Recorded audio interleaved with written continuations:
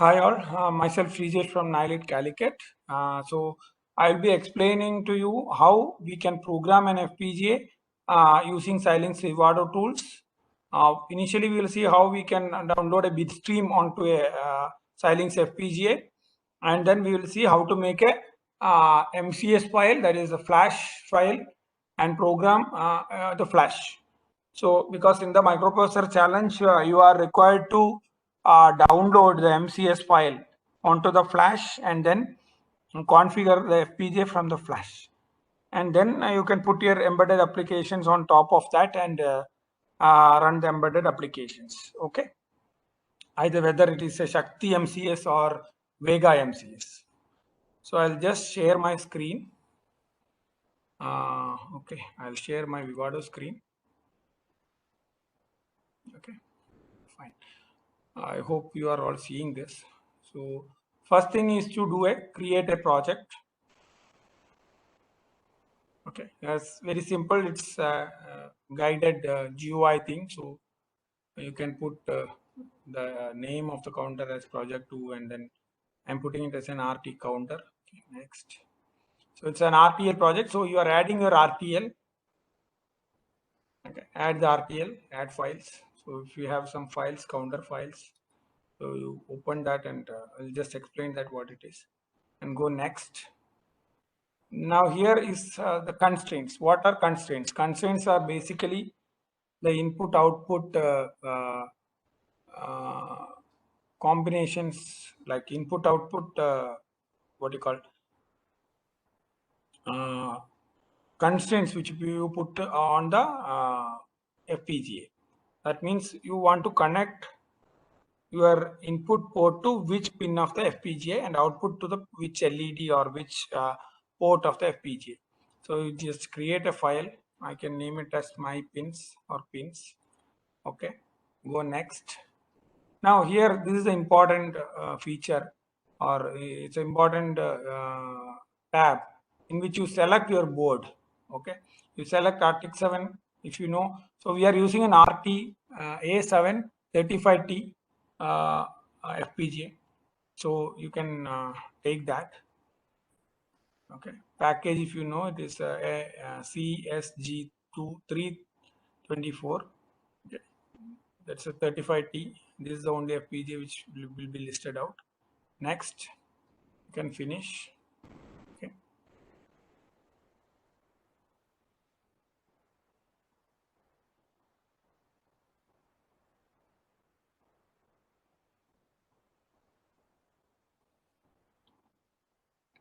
Fine. So we can open our sources. Okay.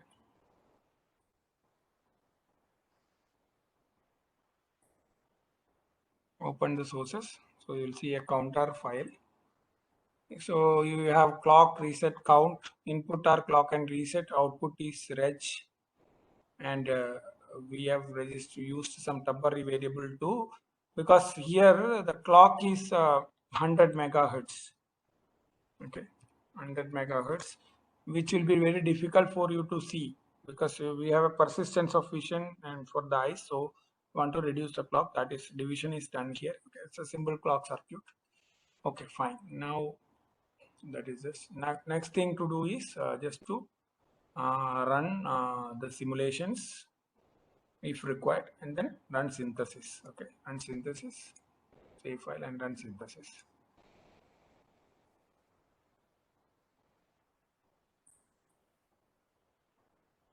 So whatever things are happening, you can see here on this corner, it will be showing the status of the runs. Okay, and here also in the, this is called as a console in which you will see what is happening.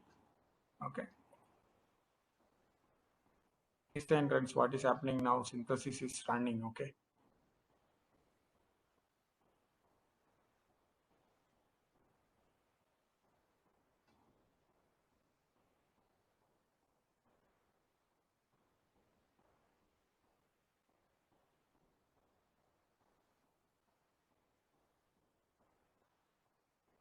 it will take some time, depends on the PC's processor and RAM, etc. So I'm doing it from my laptop, so it has a lesser number of cores and a lesser memory. But whenever you do it from your desktop PCs, which have better RAM and better processor numbers, so it will be faster. Okay.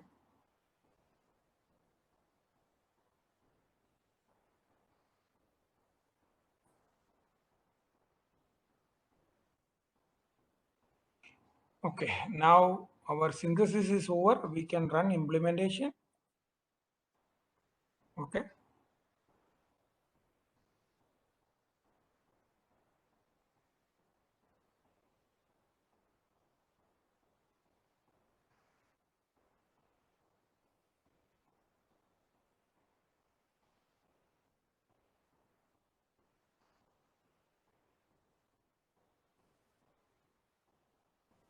While we run the implementation, we'll just see what is there available in the RTA7 reference manual.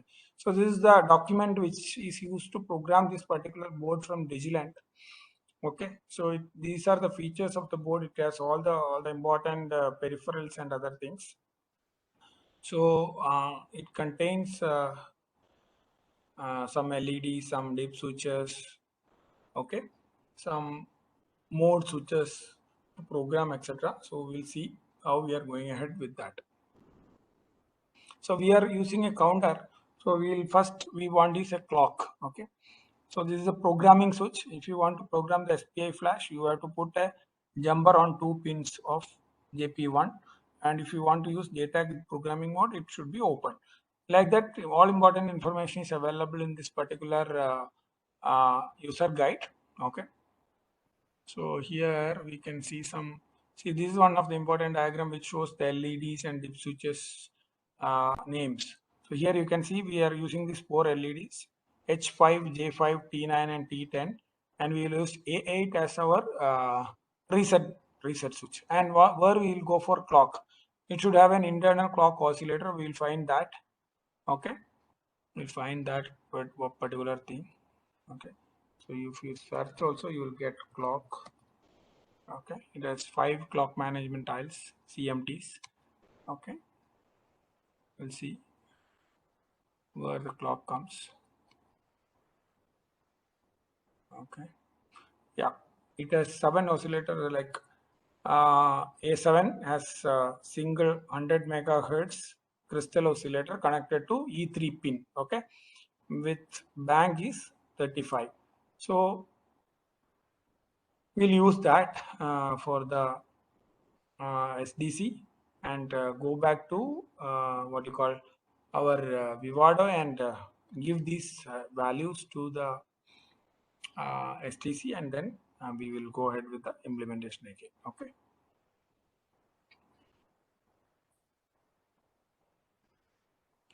Okay. Now we will open the implement design and then we will get IO ports. Okay.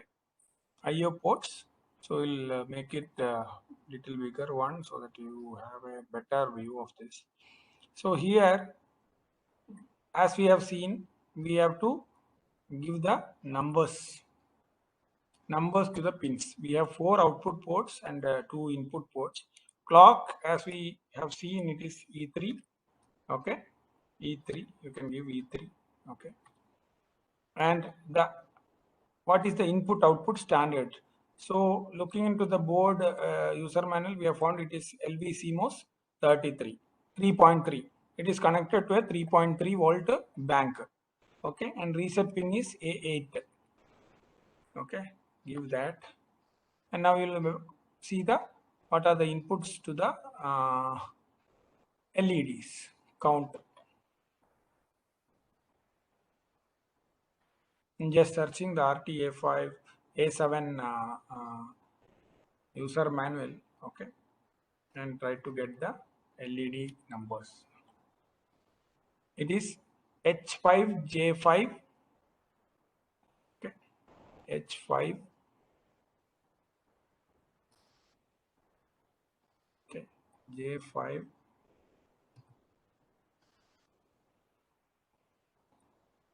T9 and T10, T9 and T10. Okay. So, and all the ports are connected to a 3.3 volt. So you have to change it to LVCMOS 3.3. Now you can give generate bit stream. Okay. That is asking for saving the SDC. You can give that. Yeah. So it should generate the bit stream for which we can download onto the FPGA.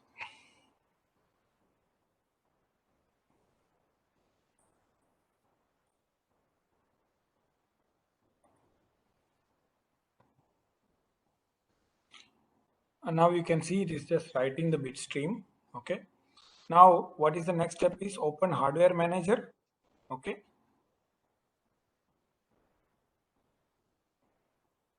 Okay.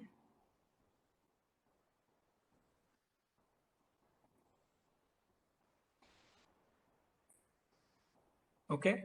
Now no hardware target is open. Just connect your kit to the USB port of your computer and just open auto connect. It should detect if the cable drivers are installed properly, you will detect the device. Okay. Okay, fine. Let me check whether it is being recorded. Yeah. Okay. Okay, fine. Now you can see here, it has detected the Digiland device. Okay. Here, and then it's a 735T device. Then you can program the device. You browse for the bit stream. So where you have created the okay, documents. So we'll see where we have created the files. So it is downloads RT counter. Okay. So we have to go to downloads,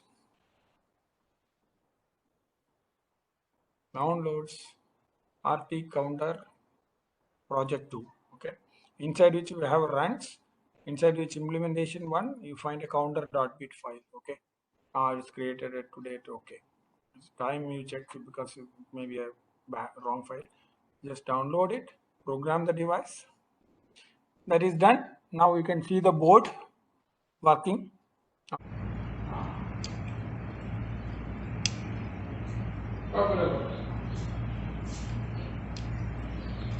Okay.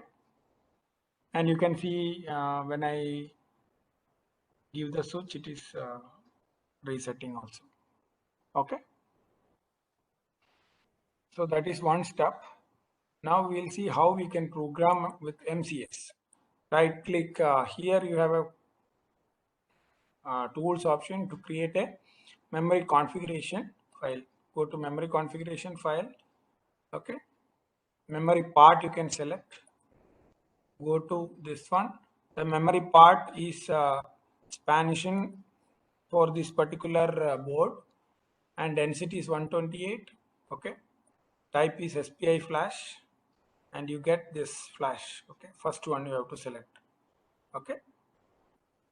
That is it. And then you load the bitstream file. Okay.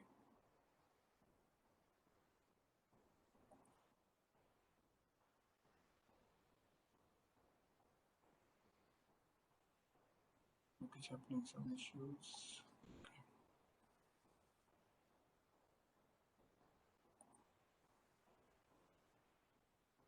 Unable to load this.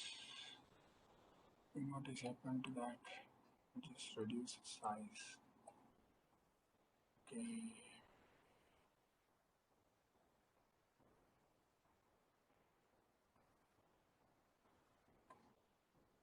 We should see a browsing button here. I don't know what happened to it. Let me check one sec.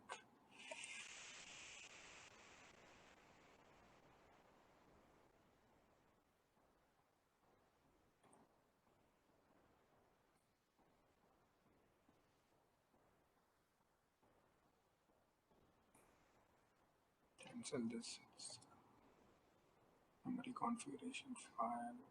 Okay.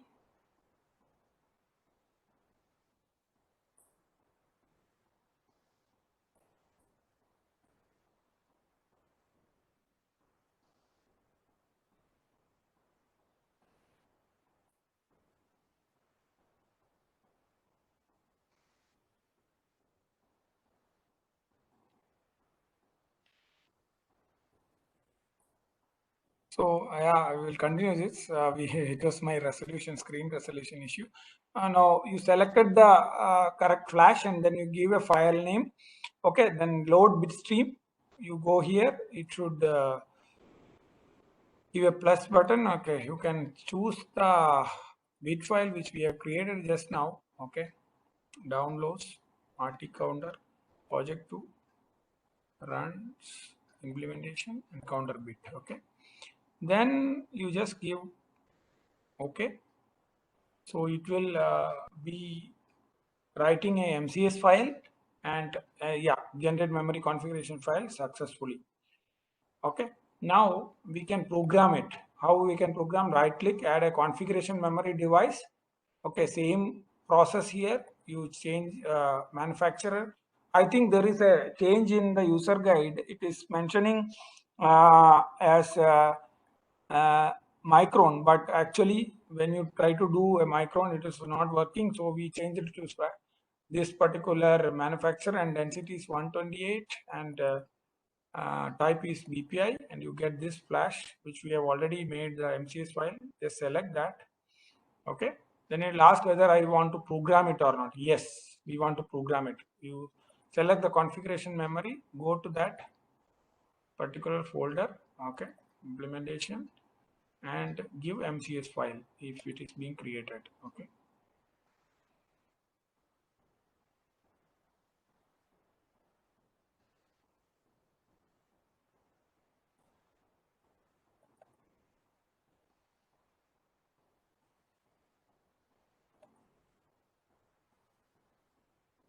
So we'll check where that MCS file is created. Let me check that.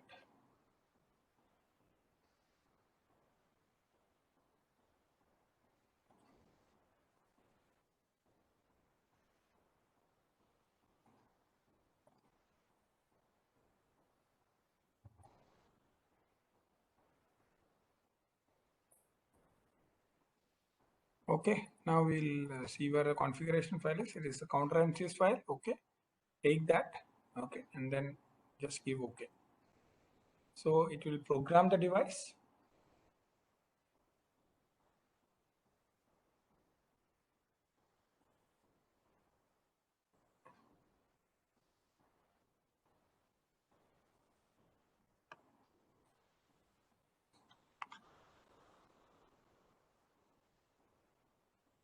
So while programming, you should understand that your JP1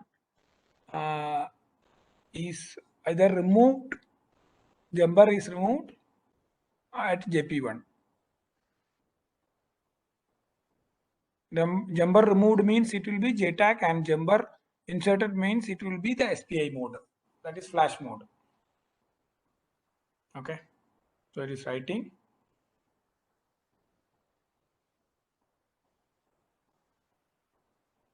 So this way you can download the MCS file of the processor, and then the reset done button will be there. You can give that.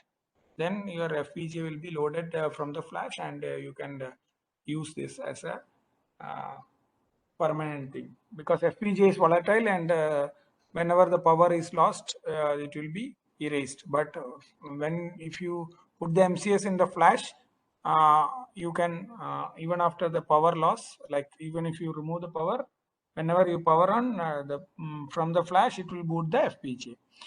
I think this will do for the initial round of Xilinx. From starting from the RTL, you can generate the bit stream. Okay, and then you can generate the MCS indeed, and then write the program the flash. So in the microprocessor challenge, you will get the MCS file from the if it is a Shakti, you will get it from the IIT Madras websites, like blogs for Shakti, and if it is a Vega processor of CTAC, and they of course they also have good documentation. From there you will get the MCS file, and then you can put it on your RTA7 FPGA and try out your processor. Okay, thank you.